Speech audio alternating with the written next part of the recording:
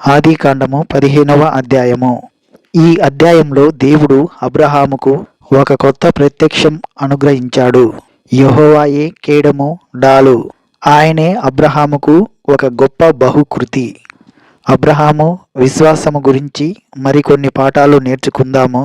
దేవుడు అబ్రహాముతో నిబంధన చేసుకున్నాడు. ఈ 15వ అధ్యాయంలో బైబిల్ అంతటిలోనికి అతి ప్రాముఖ్యమైన కీలక సత్యాలు, మర్మాలు ఉన్నాయి. పరిశుద్ధాత్మ దేవుడు వాటిని మనకు బయలుపరుస్తాడని నిరీక్షిస్తున్నాము. ఇవి జరిగిన తరువాత యెహోవా వాక్యము అబ్రహాముకు దర్శనమందు వచ్చి పలికింది, అబ్రామా, భయపడకు, నేను నీకు కేడెము, నీ బహుమానము అత్యధికమవుతుంది. దేవుడు అబ్రాముతో మాట్లాడటం ఇది 4వసారి. దేవుడు అబ్రామును, అతని వ్యక్తిత్వాన్ని, సౌశీల్యాన్ని అభివృద్ధి పరుస్తున్నాడు. అతని ఆధ్యాత్మిక వ్యక్తిత్వాన్ని పెంపొందిస్తున్నాడు. అబ్రాము ఇప్పుడే ఒక సాహస కార్యాన్ని చేసి వచ్చాడు. యుద్ధంలో విజేతగా తన సోదరుని కుమారుణ్ణి లోతును విడుదల చేసి తెచ్చాడు. అబ్రాము విశ్వాసంలో మరో మెట్టు పైకి ఎక్కాడు. సొదొమరాజు ఎంతో ఇవ్వజూపితే అబ్రాము నిరాకరించాడు. ఇది కూడా విశ్వాస విజయమే. దేవుడు ప్రత్యక్షమై అన్నాడు, అబ్రామా, భయపడకు, నేను నీకు కేడెమును, డాలు లాంటి వాణ్ణి. సోదరీ సోదరులారా, ఇది గొప్ప వాగ్దానం. దేవుడు తనకు కేడమై ఉండబట్టే యుద్ధంలో విజయం సాధించాడు. లేకపోతే బతికి బయటపడటం అసాధ్యం. అబ్రహాము విజయం అతని విశ్వాసమే. ఇప్పుడు దేవుడు అబ్రహాముకు జ్ఞాపకం చేస్తున్నాడు, నేను నీకు డాలును, కేడెమును, నీకు విజయం ప్రసాదించే కేడెమును. శత్రువులను తరిమి కొట్టగలిగావంటే నీ విజయ రహస్యం ఇదే. నేను నీకు కేడెమును, డాలును. నీవు భయపడవద్దు. నీ బహుమానం అత్యధికమవుతుంది. రాజు ఇచ్చింది తిరస్కరించి మంచి పని చేశావు.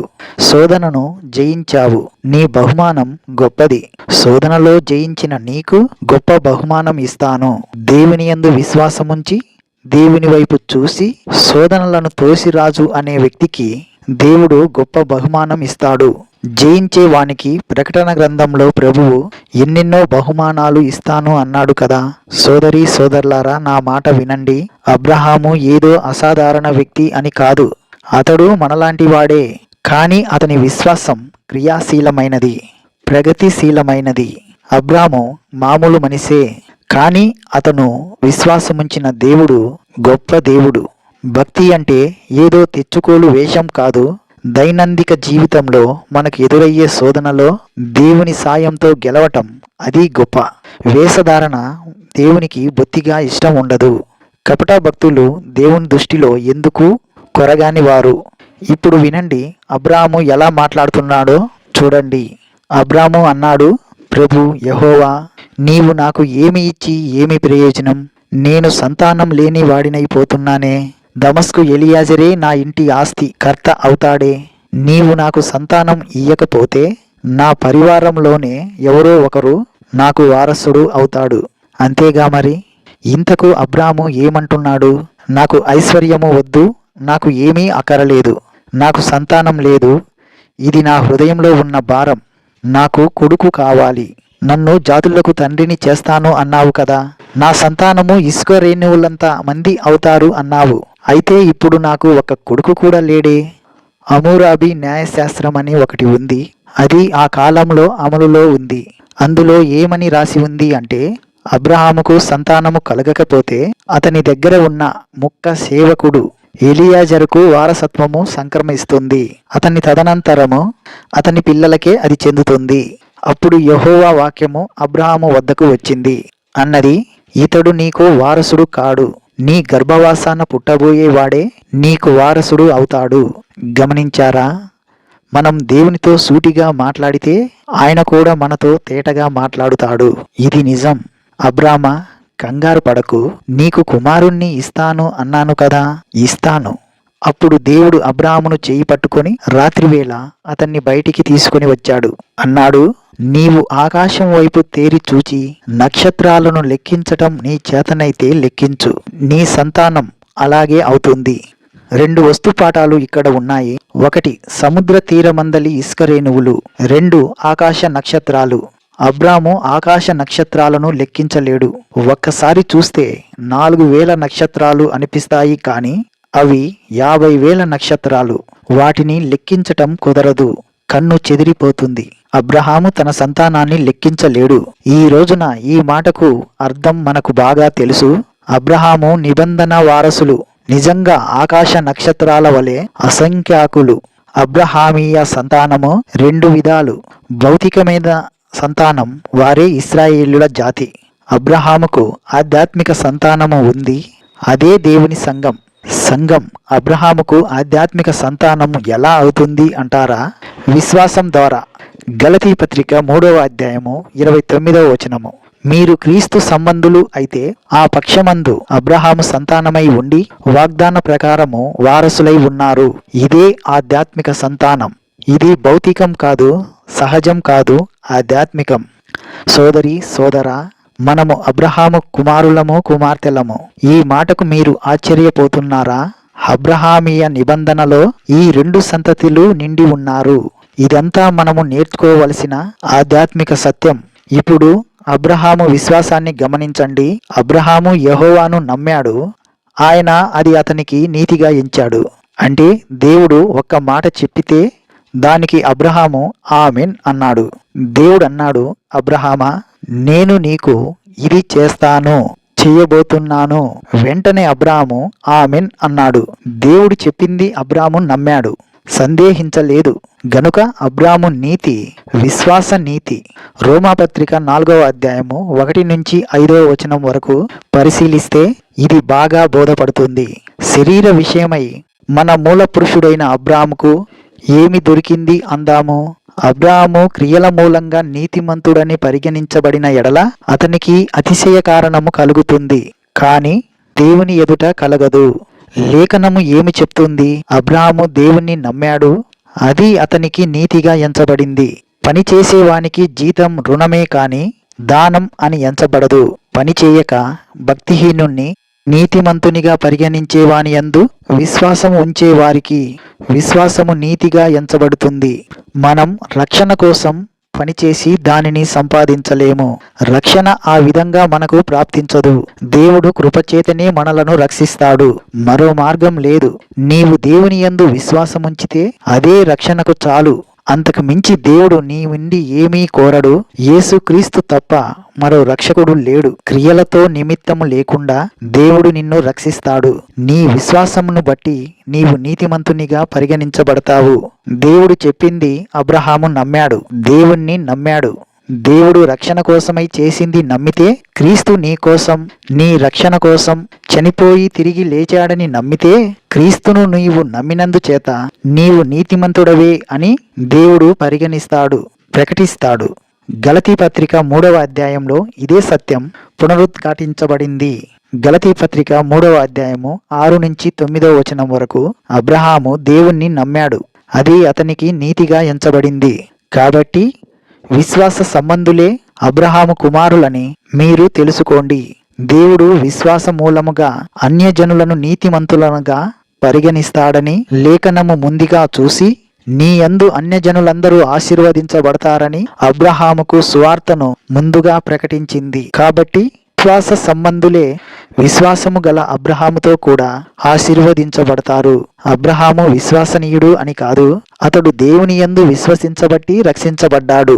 దేవుడు అన్నాడు, నీవు ఈ దేశాన్ని స్వతంత్రించుకునేటట్లు దానిని నీకు ఇవ్వటానికి కల్దీయుల ఊరు అనే పట్టణములో నుండి నిన్ను యువతలికి తీసుకుని వచ్చిన యెహోవాను నేనే అని చెప్పినప్పుడు అన్నాడు, పోయిన యెహోవా, నేను దీనిని స్వతంత్రించుకుంటానని నాకు ఎలా తెలుస్తుంది?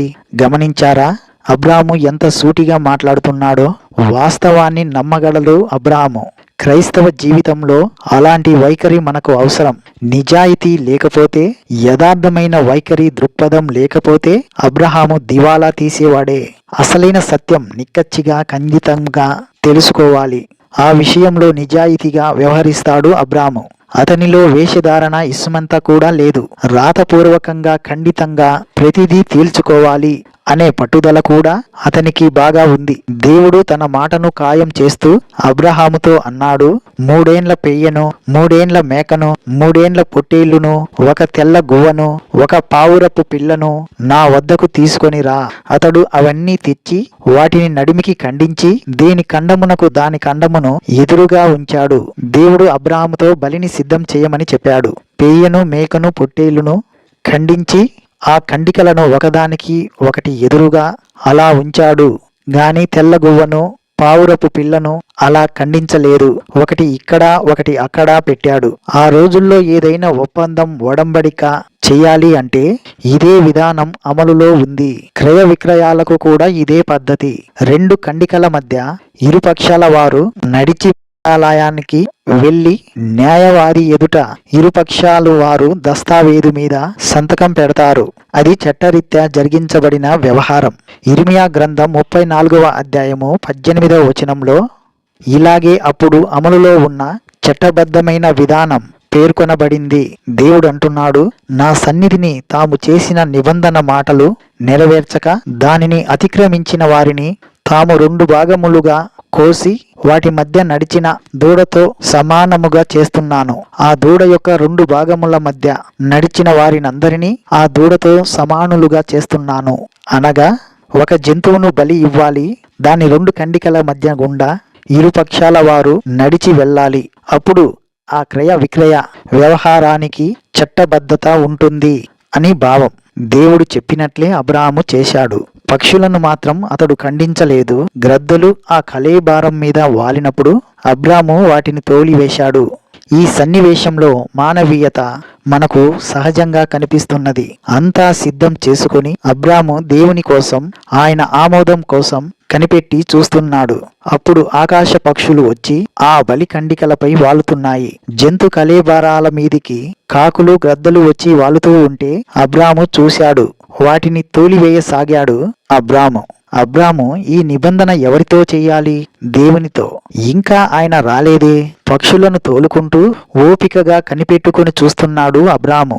తప్పక దేవుడు వస్తాడు అనే నిరీక్షణతో ఉన్నాడు అబ్రాము. ప్రొద్దుగుంక పోయినప్పుడు అబ్రాహాముకు గాఢ నిద్ర పట్టింది. భయంకరమైన కటిక చీకటి అతనికి అమ్మింది.